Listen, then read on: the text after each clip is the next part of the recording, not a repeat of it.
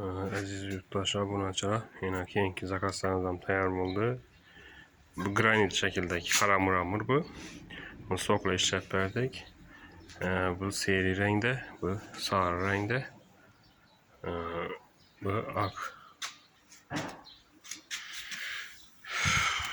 Hasanız bunu kesip başlayımız.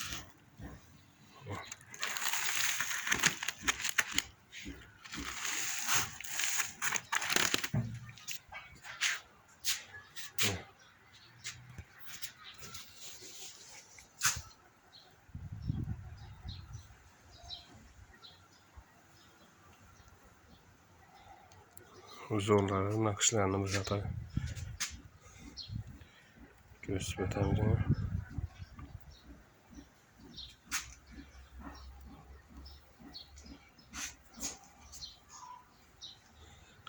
Az indi kulağınıza keskenini göster.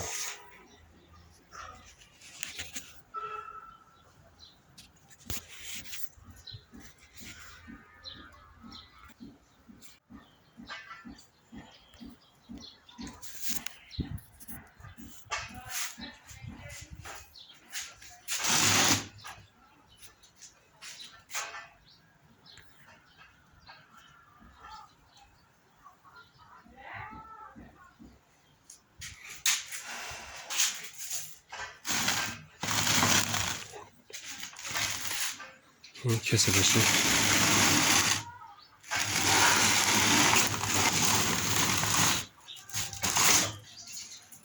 Teyar oldu. 32'ye 9 razmeti.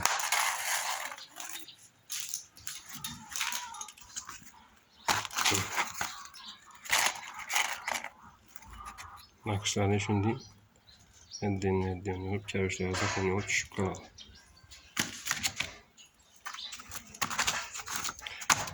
Hazır keyifli zakazlarımızdan göğüslük tahta videosunu çıkarttığımız videomuzu öğretip yine devara uygulanmak ki yine gösterimiz. Bu da hazır emmesine zakazı.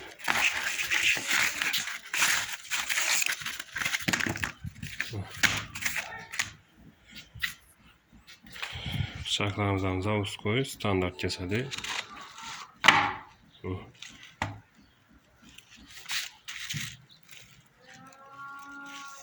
Kalınlık 2 milli. Bizning kuzatishda davom eting. Xudo xohlasa yangi ishlarimizni, yangi fasollarimizni chiqarib gösterib boramiz. Sog' salomat bo'ling. Podpiskani ayamaysizlar. Like'ni bosib qo'yasizlar. Bizning YouTube'da reklamamiz keng tarqalishi uchun yordam bergan bo'lasizlar. İşlerimizni ko'p odam görüşüne sebepçi bo'lasiz. Hop, sog' salomat bo'ling.